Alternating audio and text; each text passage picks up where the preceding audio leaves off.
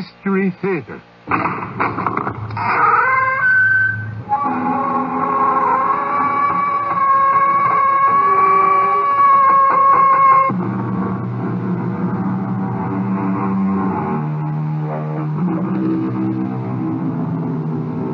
Come in.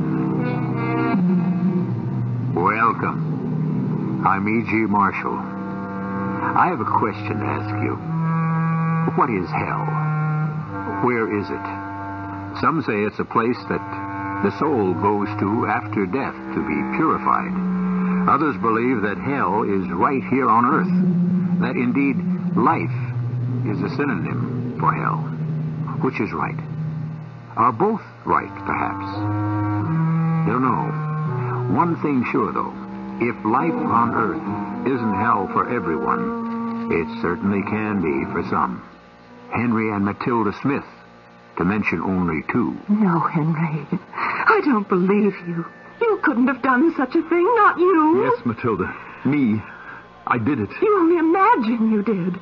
I've heard that when people are starving, they imagine all kinds of things, horrifying things. They hallucinate. No hallucination. I don't believe you. Believe me. Believe me. Look, I'll take off my coat. Look and believe. No. You're shed blood. Soaked in blood. Dripping with it. Dripping with blood.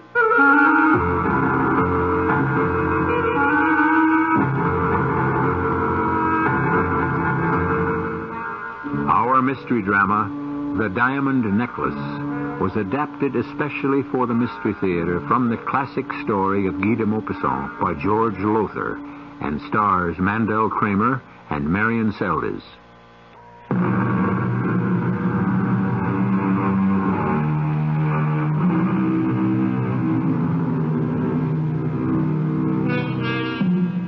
I have asked, where is hell? What is it? I have often pondered the question and came to no resolution. But surely one thing is true, that if life on earth is not itself hell, it is often a very convincing imitation. The statement you're about to hear proves that. A statement, an account, written by a man named Henry Smith in New York City in the year 1897. A memoir, if you will, of a special kind of horror.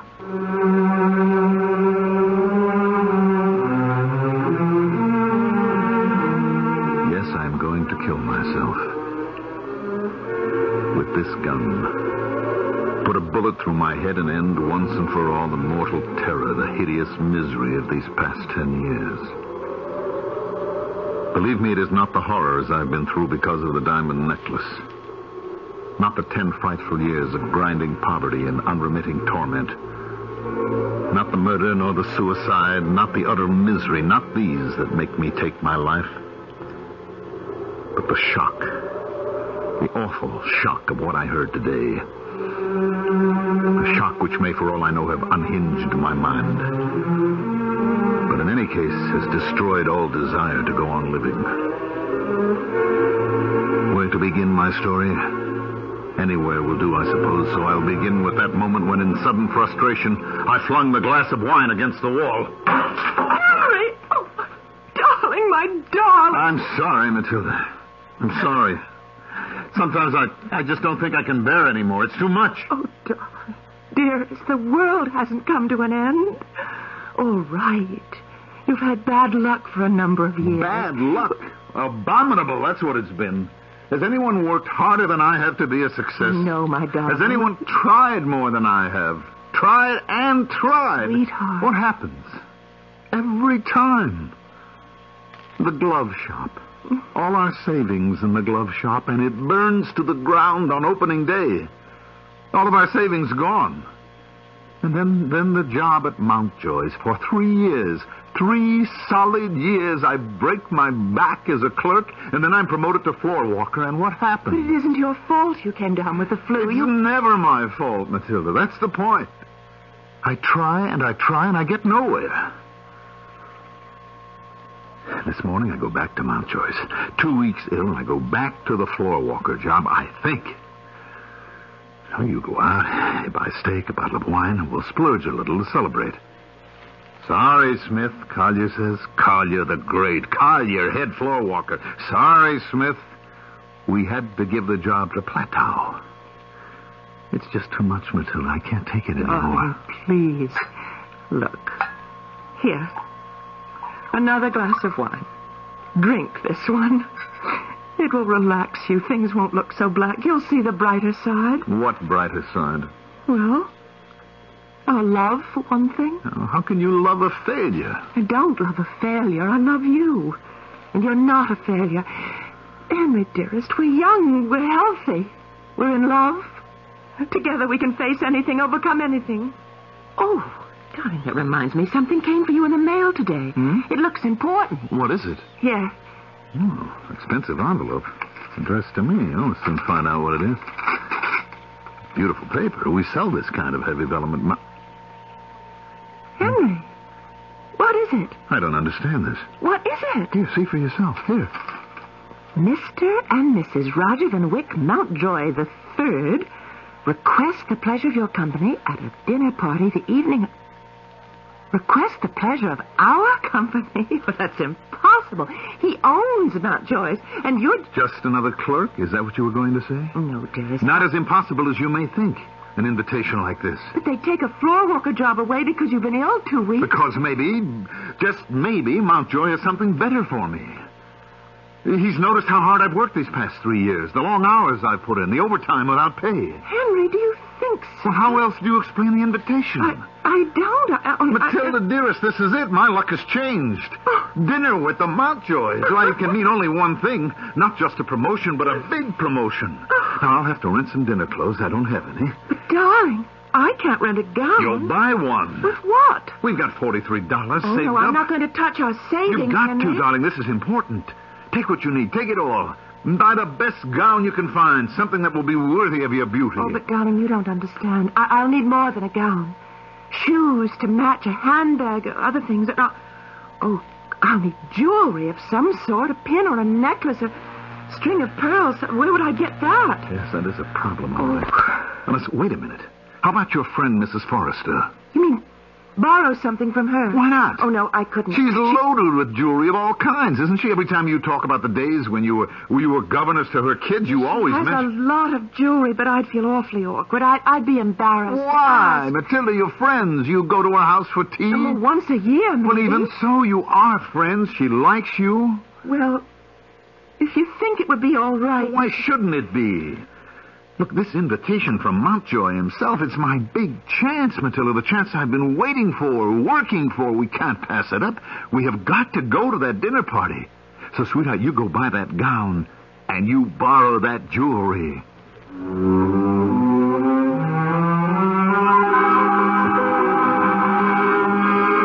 Of course, Matilda, certainly. Oh, it's awfully good of you, Mrs. Forrester.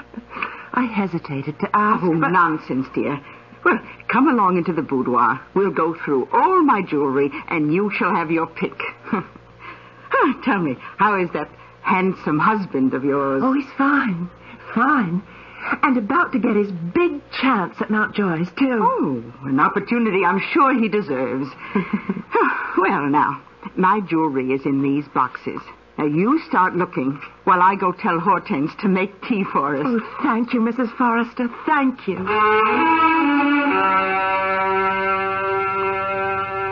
Nothing?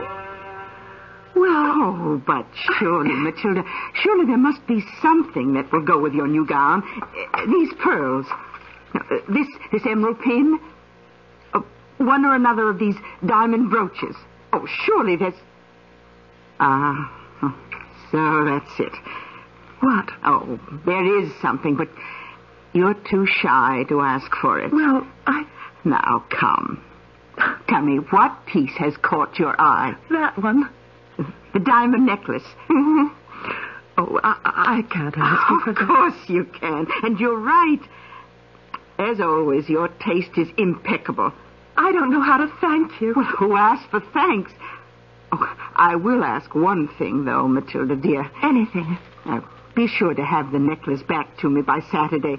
See, I'm going to a dinner party that night. Oh, but I'll return it on Thursday, the day after the Mountjoy party. Oh, any time at all, my dear, but no later than Saturday. And Matilda, tell your husband I couldn't be more delighted over his good fortune. He deserves it. And so do you.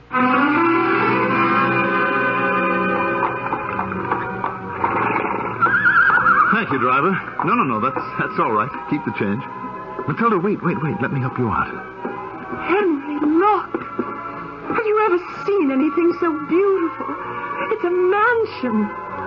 All lit up, blazing, with those new electric lights. It is a sight, isn't it? Look, the front doors are wide open. You can see people dancing in the ballroom. Oh, those gowns the women are wearing. Henry, do I look all right? You look like a fairy princess. The gown, the diamond necklace. You are a fairy princess. Come, princess. Let's knock them dead. Butler or someone that would give the invitation to? Well, it doesn't seem to be. Well, it doesn't matter. Oh, look. What? The man coming toward us. That's Roger Mountjoy himself. Matilda, he's going to greet us personally. Can I help you? We're here for your party, your dinner party, Mr. Mountjoy. You know me? Why, of course. We've met, have we?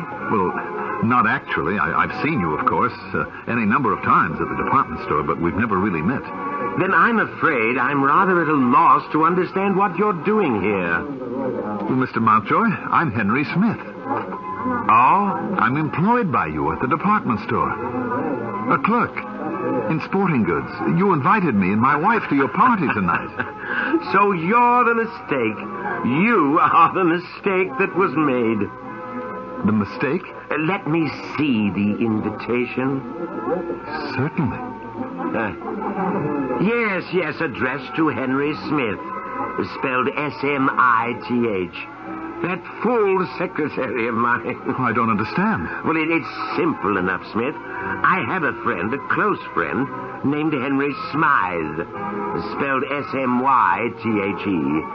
My secretary simply sent the invitation to you instead of him. A mistake. A ridiculous mistake. Ridiculous? What else would you call it? Unfortunate. Embarrassing. Unfortunate, embarrassing, ridiculous, whatever you call it. I am not in the habit of inviting my clerks to my home. Now, I'll say good night to you and to your decidedly attractive wife. I'm very sorry, my dear, very sorry. Being sorry doesn't help matters much, Mr. Mountjoy. My dear. Your secretary makes a mistake, and we make all sorts of preparations for your party. Clothes that we can hardly afford. I said I'm sorry. Good night. No. You can't just put us out like this. Henry, for heaven's sake. Not put us out like beggars. I don't mind for myself, but my wife has looked forward to this. She's bought a new gown, new shoes, accessories, looked forward with great anticipation. Please, You come. cruel, you heartless. Henry! Good night, Mr. Mountjoy. Perhaps we'll meet again, Mrs. Smith. I don't think so, Mr. Mountjoy. Come, Henry. Henry, it was a mistake. An unfortunate mistake. Wrong, Matilda. A ridiculous mistake. You heard him. You heard the great Roger Benwick Mountjoy III. A ridiculous mistake, Smith. Yes, ridiculous, all right. A clerk spends the savings of nearly 2 years. Maybe I could take the gown and the shoes back. Cab fare all across town, there and back. And to him, it's ridiculous. They might refund it. They might... Punched him in the nose is what I should have done. Punched him in the nose. Oh, and found yourself out of a job in the morning. If you still have a job at Mountjoy. I don't give a damn if I've got a job there or not. I don't give a damn if I ever see the inside of Mountjoy's again. I don't give a damn if... Henry. What's wrong? Why are you staring at me like that? Where's the necklace? The necklace? Yes, the necklace. The diamond necklace, Matilda. Where is it? Gone. Henry! Henry, I've lost the diamond necklace!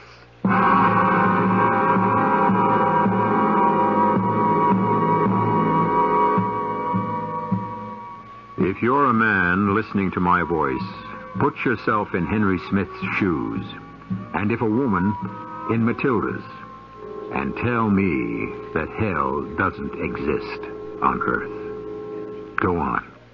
Tell me. I'll return shortly for Act 2.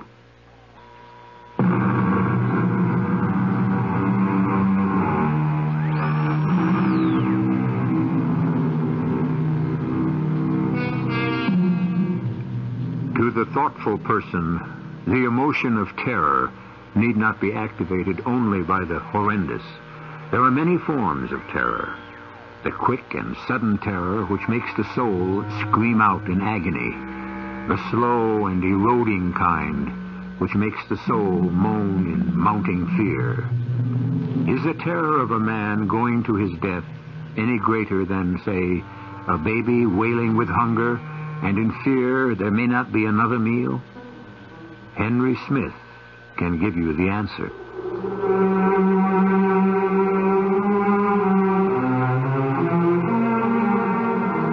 I can hardly write these words. My hands are numb. Not only with the bitter cold of this heatless room, the chill of the winter wind seeping through the broken window, but also the horror, the true horror memory brings back to me. Her words. Gone, Henry. I've lost the diamond necklace. How could you have lost it? I don't know, but it's gone. Take off your wrap, maybe. Maybe what? I don't know. Maybe when it slipped from your neck, it got caught inside the wrap. Oh, I doubt if it could... Well, look anyhow. No, it's not here. It's gone, Henry. A fortune in diamonds lost. Now, don't panic. We mustn't panic now. We'll just keep calm and just think. Try to remember. When did you last have the necklace? When did you last notice it? Don't know. I can't remember. Well, you must. Now, did you have it in the cab going to Mountjoy's? Yes. Yes, I had it then, and I remembered... Yes. I had it when we got out and walked up the steps to the door. You're sure of that? Oh, yes. I remember putting my hand on it, patting it. Did you have it in the cab on the way home from Mountjoy's? I don't remember. Try to remember, please. Try. Did you or didn't you? I don't know. I was too upset to notice. Well, you've got to find that necklace. Oh, where are you going? I'm going out to find it. Well, I'll try and find the cab that we hired on the way back. I'll go to Mountjoy's house and look around outside. Have we any money? Money? Well, I can't walk to Mountjoy's. It's too far. I'll have to take a cab. Let's see. We have $2 and some change left. All right, give it to me. Oh, Henry, wait. There's no food in the house for tomorrow. You don't get paid till Saturday. No, I don't. Henry? Oh, that scares you, doesn't it? $2 and change. No food in the house. No pay till Saturday. Oh, it's frightening. I think I'm going to be sick. Henry. Oh, my darling. No, Henry. All right, I'm all right. I'm all right. Expect me when you see me. Henry. What? Forgive me. Oh, darling, it isn't your fault. Get that thought out of your head. It isn't your fault. It is my fault. It is.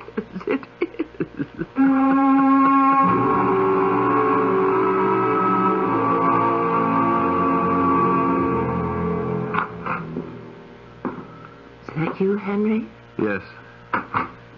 Well, I must have fallen asleep. It's nearly dawn. You didn't find it? No. I could kill myself. Matilda, please. Sweetheart, you mustn't feel guilty about this. What we've got to do now is figure out what to do. Now, have you any idea how expensive it was, the necklace? No, but it came in a Carteret box. Carteret? The most expensive jewelers in town. Must have cost a fortune.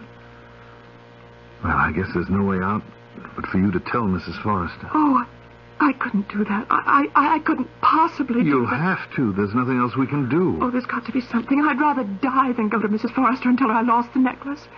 I can't do it, Henry. I don't know what else. Well, replace it. We'll have to replace it. Replace it? How? Well, I'll go to Carteret's and describe the necklace. They just might have a duplicate. Well, they might. And if they do, what then? You hand them this $1.39 I've got left and take the necklace to Mrs. Forrester? You going out of your mind? If I haven't, I'm close to it. Look, go to Mrs. Forrester tomorrow. I can't, Henry. Please don't make me go there. When have I ever made you do anything? All right, we'll find a way out of this.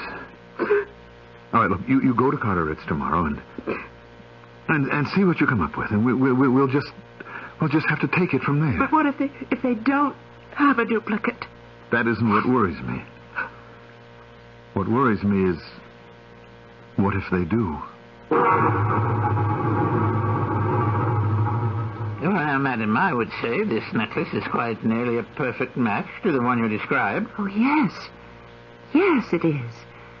How much is it? $6,500.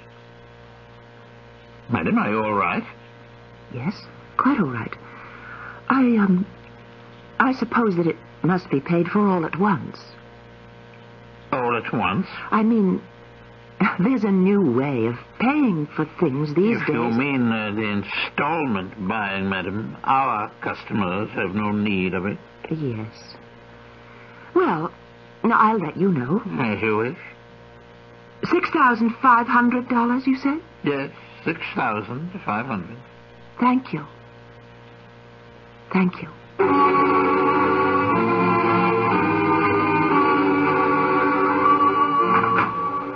Come in, Mr. Smith. Yes, Mr. Brock. Henry Smith. Frankie Matthews sent you to me, eh? Yes, he works in the department next to mine, in hats. I got more than one client from Mountjoy's. What I'm saying, you're in good hands, Mr. Smith. Let's see, your full name? Henry James Smith. Oh, James. Address? 227 East 9th Street. 227 East. Okay. How much you want to borrow? $6,500. Uh-huh. Any collateral? If I had collateral, I'd have gone to the bank, Mr. Brock. Somebody twisted your arm to come to me. No, of course not. So why insult me, Mr. Smith? I don't need you. You need me, right? Yes. The way I operate, I make you a straight loan at interest. You pay back the principal when and as you can. As long as you pay the interest each month, we got no problem. How much interest? 1%. 1%? 1% of $6,500. That's $60.50, right? Right. Well, that isn't too bad. I guess I can manage $60.50 a year, I guess. A month, Mr. Smith. What? 1% a month, $60.50 a month. A month? But, well, that's usury. Hey, you know something, Smith? It's a good thing I don't charge for insults. You'd be in a real mess if I did. I'm sorry. I didn't mean to insult you. It's just that... Oh, good Lord, I couldn't possibly afford all that, not on my salary. I'm sorry to hear it. You wasted my time. Well, no, wait now. I'm waiting. Well, I'm... All right, I'll take it. And don't worry, I'll find a way to pay the interest. Don't worry. I won't. I never worry, Mr. Smith. I let my clients do it all.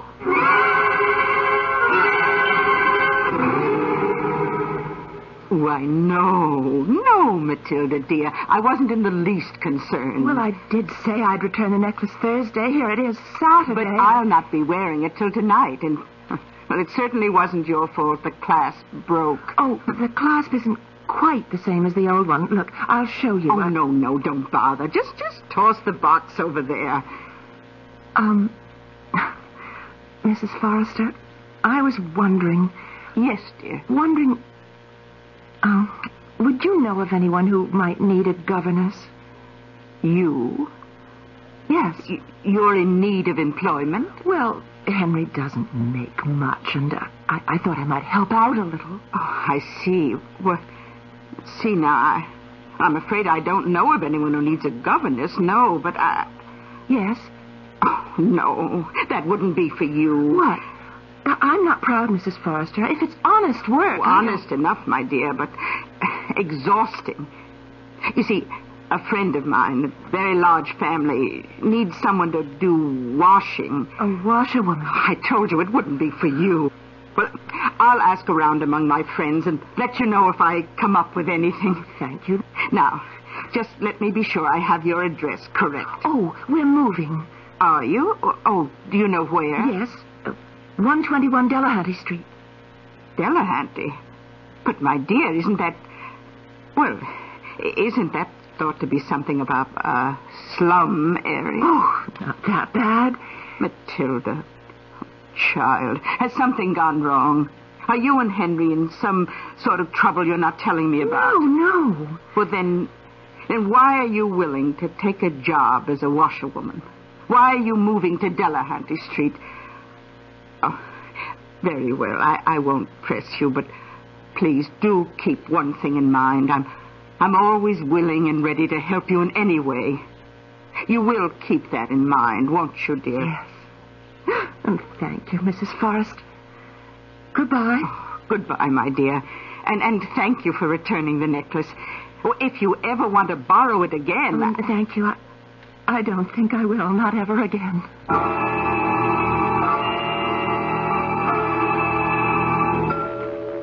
We made a deal, Smith. A month ago to the day. Now you come in and tell me you can't pay the interest. Well, not all of it, Mr. Brock, but... But what? I've got $34 of the 60. 60 and 50 cents. Yes. And if you'll just accept that... Sure. Sure, let's have it. You bring the rest tomorrow. Same time. 6 o'clock. But that's impossible. Impossible, huh? It's taken me a month to get $34 together. How am I going to get practically as much again in just a day? That's your problem. Well, but it's a problem I can't solve. Look, I'll pay you. I'll pay you every cent I owe you, but you've got to give me time. Time is money, Mr. Smith. And you haven't got much of either. Let me show you something. You see this? Yes? What is it? A switchblade knife. Very sharp, Mr. Smith. Razor sharp. Now, I'll tell you how it's going to be. You come here tomorrow at 6 o'clock and you have the money, or I'll take a piece out of your right ear with this knife. Mr. Brock. You come back tomorrow at 6 o'clock, and if you still haven't got the money, I take a piece out of your left ear. You're a... I know what I am. You better know what you are. You're a loser, Smith, and you're a loser because you're a sucker. Tomorrow, Smith. Same time. Oh. And, bring your wife. My wife? What for? Who knows? Maybe she could even, save you from losing your life. Who knows, Smith?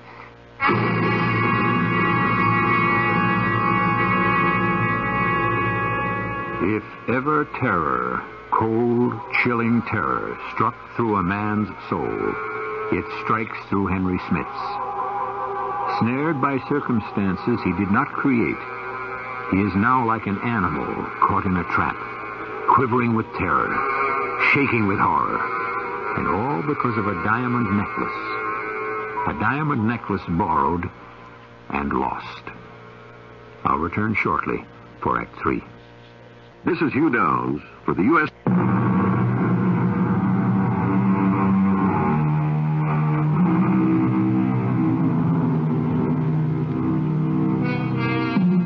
What bitter, cruel, insupportable tragedy can smash a human life because of one mischance? Henry and Matilda Smith have discovered this to their sorrow. Had Henry or Matilda thought for a moment, they might have realized that the party invitation from Roger Mountjoy had to be a mistake. In any case, had they realized this, certainly Matilda would never have borrowed that diamond necklace from Mrs. Forrester and lose it. And had Matilda not lost it, well, let Henry tell us.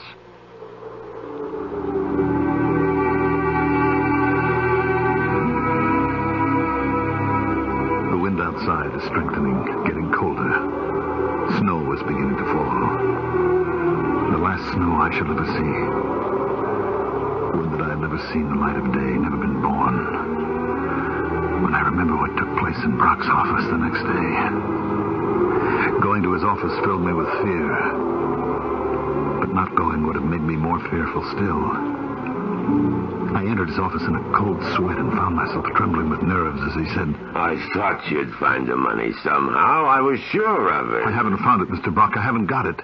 You didn't bring your wife, so I figured you had the money. No. Maybe you don't hear too good, even with ears. You remember this? I see you do. But also you remember maybe that I said bring your wife. Well? I remember, Mr. Brock, but look, give me just a little time. No, not time. This is what I'm going to give you. No! Hey, look. You see this? This little piece of pink stuff on the tip of the knife, that's you, Smith. Just a little, very little piece of your ear. But don't you worry about it. It's bleeding a lot, but it'll heal. Now, you be smart. Go and get your wife, Smith. Bring her here. She's working. Yeah, I know. Doing the washing of some rich dame. Ruining her hands, ruining her looks, her body. Especially her looks and her body. Now, you don't want that now, do Mr. Brock, she's helping me get the money to pay you. There's easier ways. I will not bring my wife here. You think I don't know what you mean by easier ways? Oh, you know, all right. You're smart, real smart. Now, look, let me lay it out for you. You're into me for $6,500. Now, like I tell you, I don't care about you paying off the principal. I got ways of getting that in time. What I want now is the interest. Now, your wife could make more than that in one night. You dirty rotten. Hold it. You miserable. Hold it unless you want me to do more with this. Wait, give me back that knife. Then you give it back. Stay away from me. I warn you, stay away. Why? You'll use the knife on me? I don't think so, Smith. You're going to go and get that sexy wife of yours and you're going to bring her here?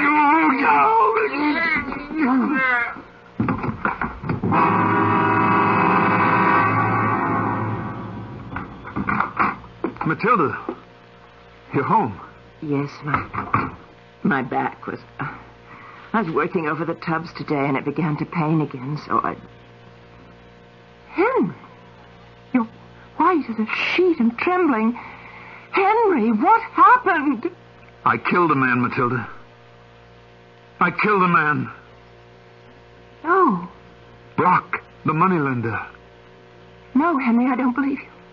You couldn't have done such a thing, not you. Yes.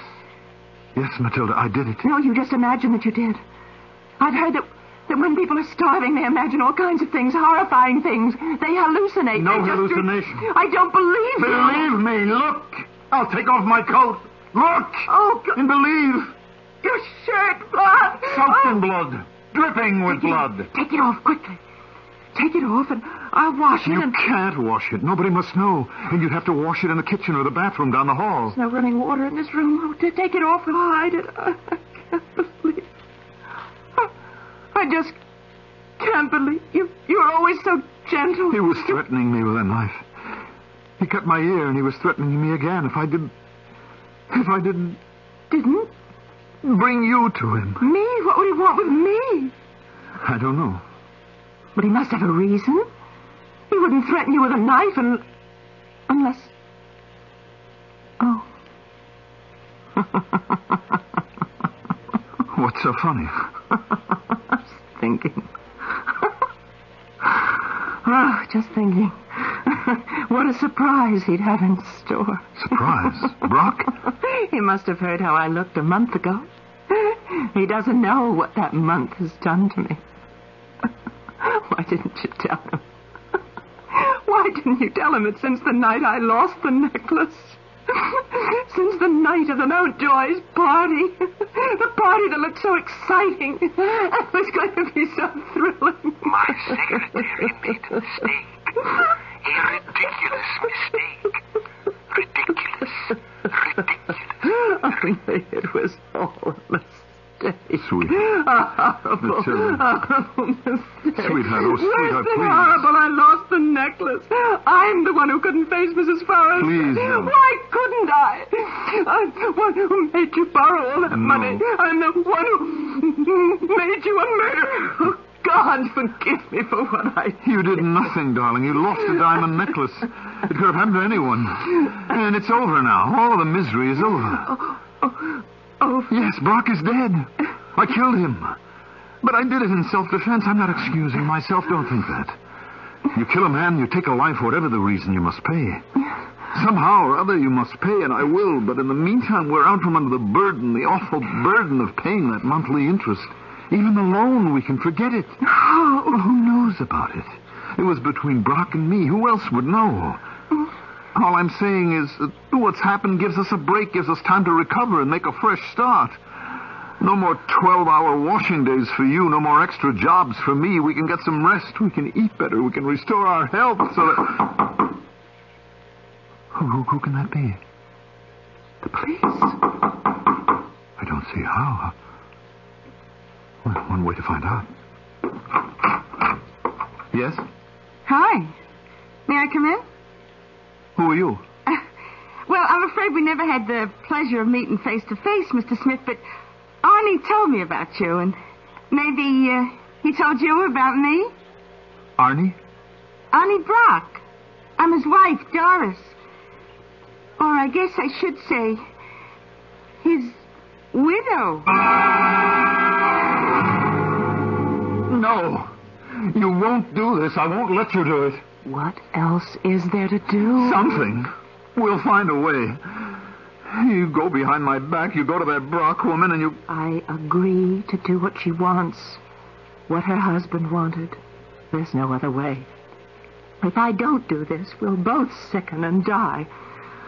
This way, once the loan is paid... But it will never be paid, Matilda. The interest alone, the monthly interest. No interest. Not anymore. What are you talking about? Well, I agreed to become a hostess on one condition. I would pay off the loan with my earnings, but no more interest. And she agreed? Well, there seems to be a shortage of girls, of compliant girls. Here. What's this? It's the agreement I made her sign. No interest, and... Well, would you please hook me up in the back? No. Henry, please. In that dress. In the very gown you bought for the Mountjoy party. It's brand new, Henry. I never got to wear it very long.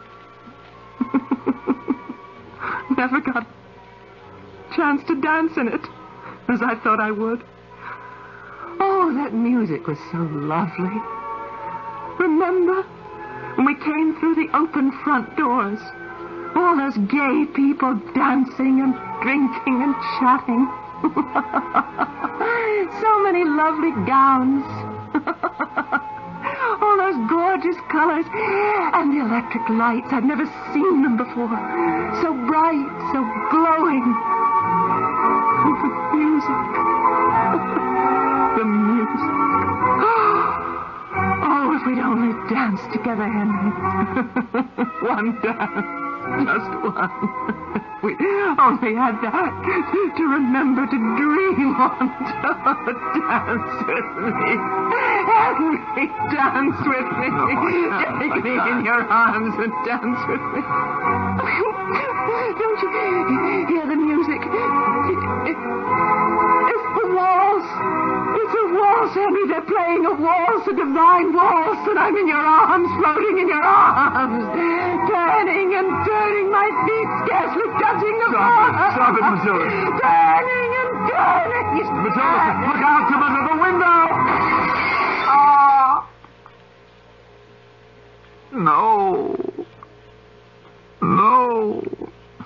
No.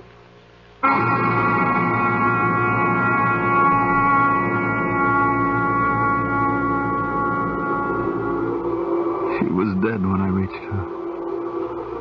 5 stories below, in the courtyard, crumpled, broken, dead. We buried her in the gown that she loved so much, the only pretty gown she'd ever had. And I saw the coffin lowered into the ground and heard the first shovelful of dirt fall on her face. I made her a promise. A promise it took 10 years to keep. 498, 499, 500. The debt is paid, Mrs. Brock. Look, tell me something. After she died, your wife, you could have taken off. Flown the coop, I'd never have found you. Instead, you worked yourself to death, close to it anyways, for 10 years. How come? It's the way she would have wanted it.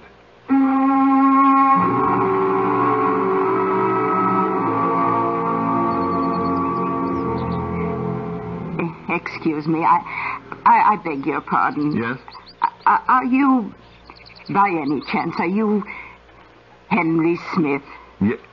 Why, Mrs. Forrester. Well, of all things. Now, I saw you sitting here in the park, and I thought, now, that man reminds me of someone.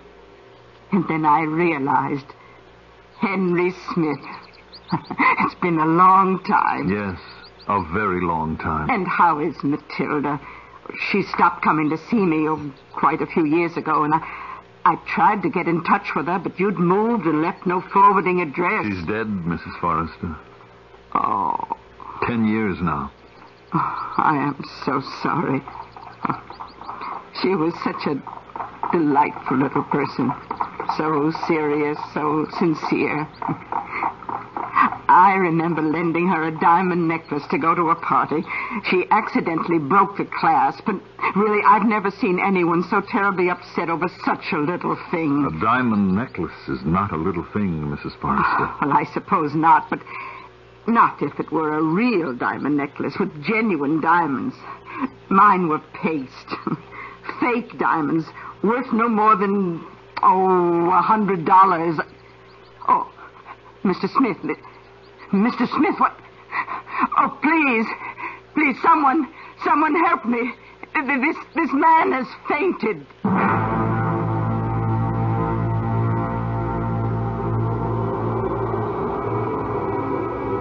I cannot live with it.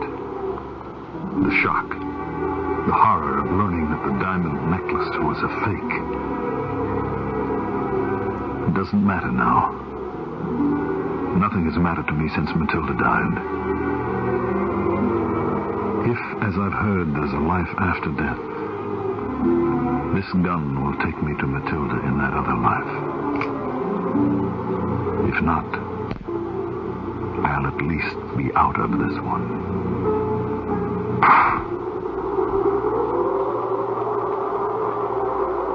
In the words of Guy de Maupassant, how would life have been for these two if Matilda had not lost the necklace? Who knows? How strange life is. How small a thing will ruin or save one. I'll return shortly.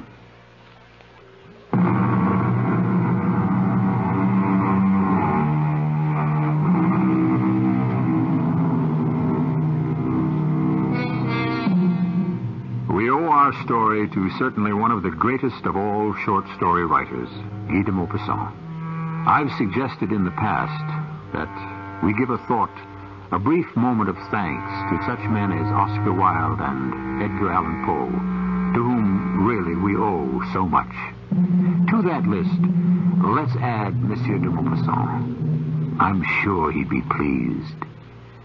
Our cast included Mandel Kramer, Marion Seldes, Rainer Rayburn, and Leon Janney. The entire production was under the direction of Himan Brown. This is E.G. Marshall inviting you to return to our Mystery Theater for another adventure in the macabre. Until next time, pleasant dreams.